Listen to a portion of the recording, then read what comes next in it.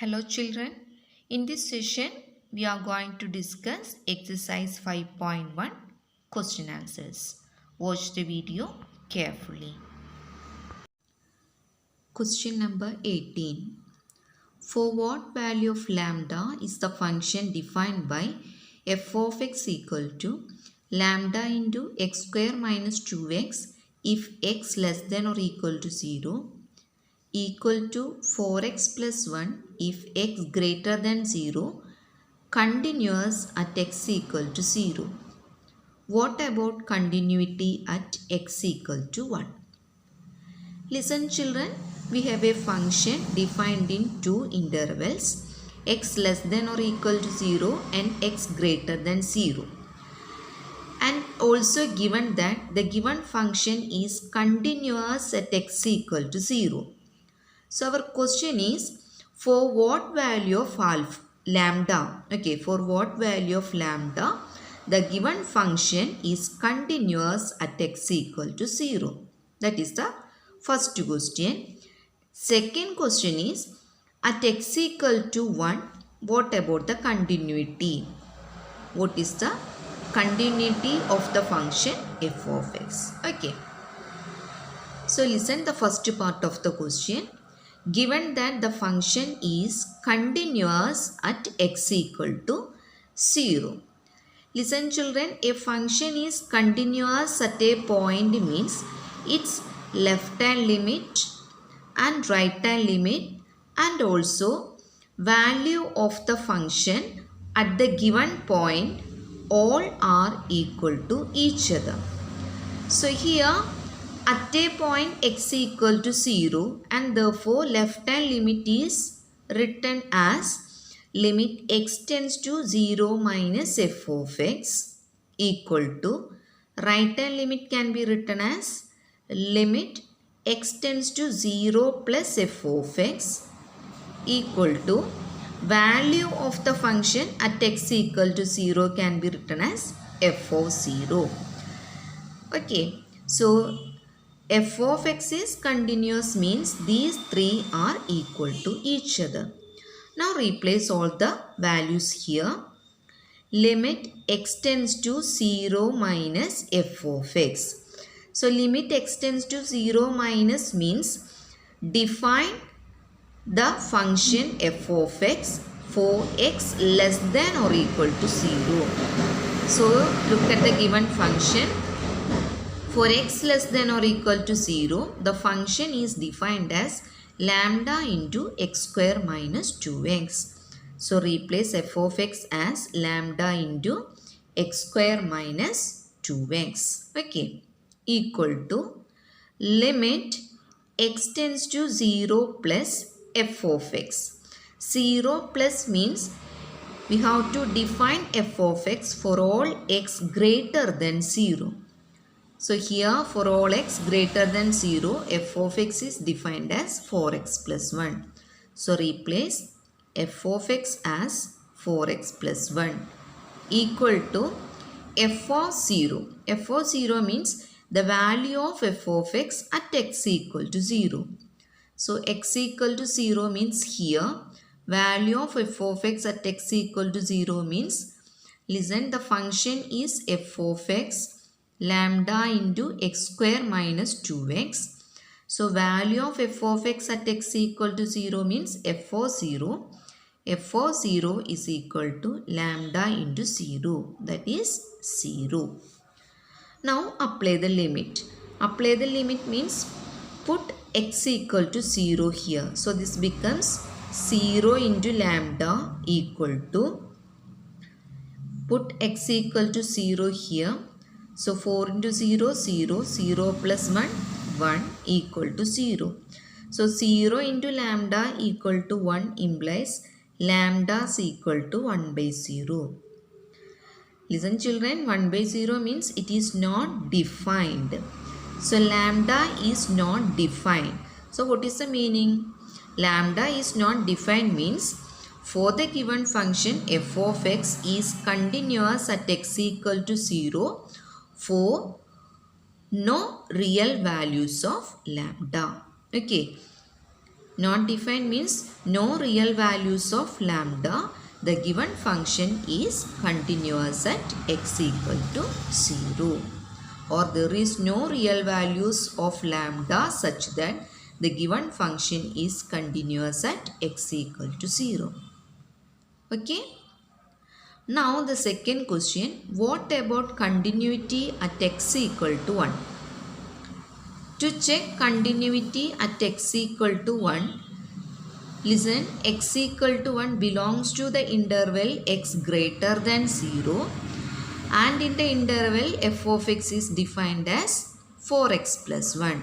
So, limit x tends to 1 f of x is equal to limit x tends to 1 f of x is 4x plus 1, that is equal to 4 into 1 plus 1, that is 4 plus 1 equal to 5.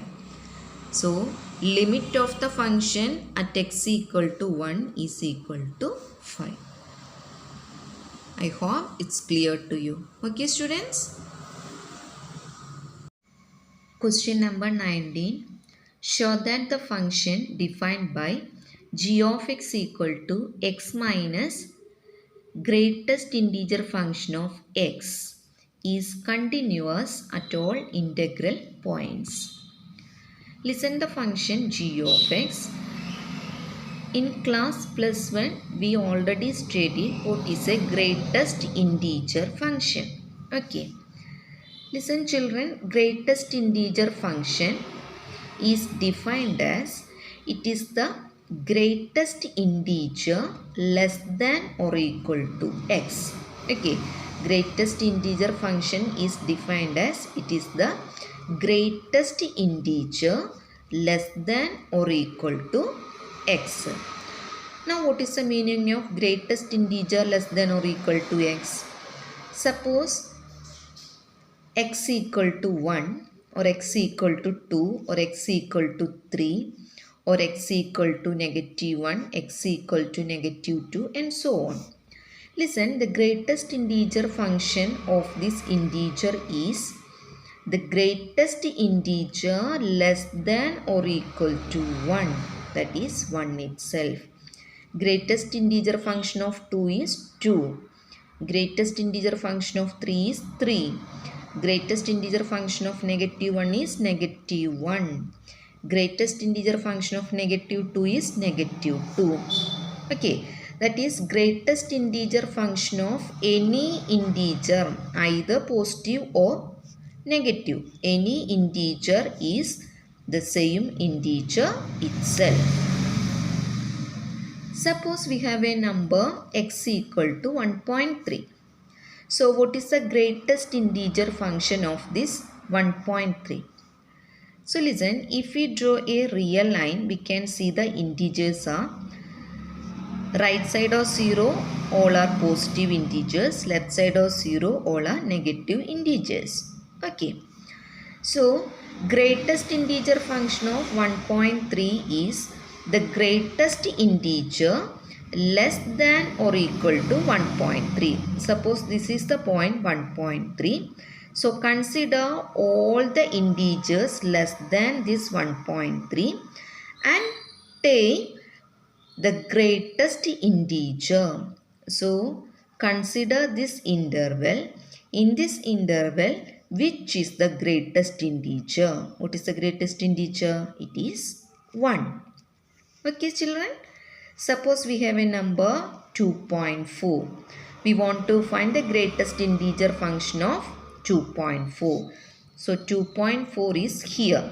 Suppose.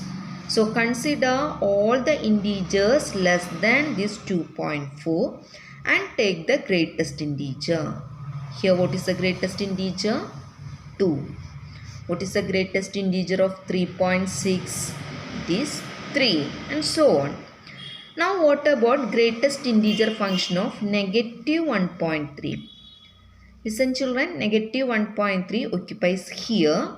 So greatest integer function of negative 1.3 is consider all the integers less than this negative 1.3 And from this interval, take the greatest integer. So what is the greatest integer?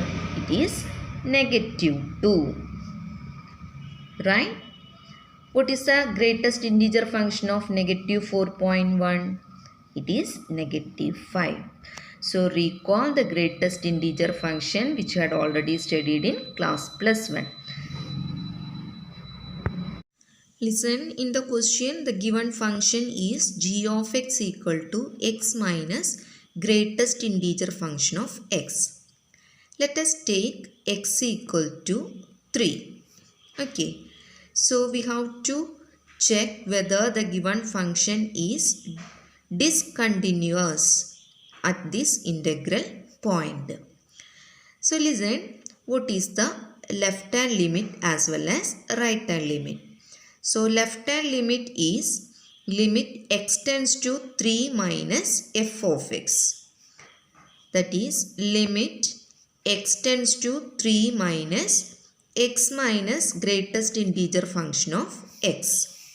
Now listen, here x is 3. So what is the greatest integer function of x at 3? Here listen, it is left hand limit. So we have to consider less than 3. Okay, 3 minus means less than 3. So what is the greatest integer function less than 3? That is 2. So what is the value? 3 minus 2. 3 minus 2 gives 1. Now find right hand limit. Right hand limit is limit x tends to 3 plus f of x. So limit x tends to 3 plus x minus greatest integer function of x. Now apply the limit, put x equal to 3. Now what is the greatest integer function at x equal to 3? Here we are considering 3 plus. So 3 plus means more than 3. In the case of more than 3, the greatest integer function is 3. So 3 minus 3 gives 0. Left hand limit is 1 but right hand limit is 0. And naturally left hand limit not equal to right hand limit implies the given function x minus greatest integer function of x is discontinuous at all integral points. Okay. Question number 21. Discuss the continuity of the following functions. First sub-question.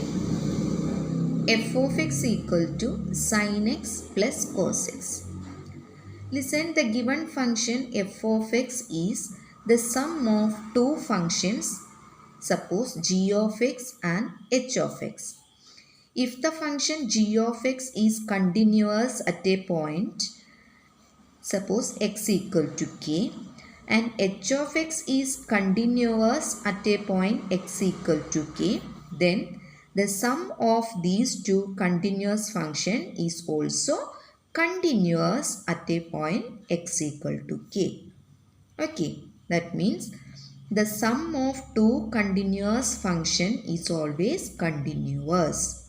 Similarly, we can say the difference of two continuous function, product of two continuous function and quotient of two continuous function are always continuous at the given point. So listen children, we have f of x is the sum of two function, sine function as well as cos function. So we have to discuss the continuity of sine function as well as cosine function. We are proving the continuity of sine function using the fact that limit x tends to c, f of x equal to f of c. This is the basic condition of checking continuity of a function f of x at a point c. Okay children? So f of x is continuous at a point c, then limit x tends to c, f of x equal to f of c. So here we are proving the continuity of sin x using this result. So let us take the first function g of x as sin x. Okay, g of x equal to sin x. Now c is any real number and take x equal to c plus h. Okay, if x tends to c, what happen? If x tends to c, c plus h tends to c, or h tends to c minus c, that is 0. So as x tends to c, we can say that h tends to 0. Therefore, limit x tends to c, f of x can be written as limit x tends to c sin x, or limit as x tends to c, we know h tends to 0. Sin x becomes sin c plus h. By your substitution, x equal to c plus h. Now this is the formula sin a plus b. What is sin a plus b? Sin a plus b is sin a cos b plus cos a sin b. So use this result here. So this becomes limit h tends to 0 sin c cos h plus cos c sin h. Now apply the limit. So there are two terms. So separate the limits. Limit h tends to 0 sin c cos h plus limit h tends to 0 cos c sin h. Here c is a real number. So sin c is constant. So take it outside. Sin c into limit h tends to 0 cos h plus c is a real number and therefore cos c is a constant. So take it outside and limit h tends to 0 sin h. Now apply the limit. Sin c into, when h equal to 0, cos 0 becomes, what is cos 0? Cos 0 is 1. Here cos c into, put h equal to 0, that is sin 0. So cos 0 is 1, so sin c into 1 sin c plus cos c into sin 0, 0 gives sin c. That is limit x tends to c, f of x equal to sin c, that is f of c, because our function f of x or g of x is defined as sin x. Okay. So the sine function is continuous at a point x equal to c. Similarly, we can prove cos x also. Cos x is continuous at a point x equal to c. Therefore, we can say that the given function f of x is the sum of two continuous function and therefore sin x plus cos x is continuous at the given point. Okay, children? Next two sub-questions are sin x minus cos x and sin x into cos x. So in the first sub-question, we proved sin x is a continuous function as well as cos x is a continuous function. So listen, addition of or sum of two continuous function is always a continuous function. Difference of two continuous function is always a continuous function, as well as product of two continuous function is again a continuous function. Okay, so to prove the continuity of this type of function, you have to prove the continuity of sin x and cos x separately and write down directly the given function is a continuous function at the given point.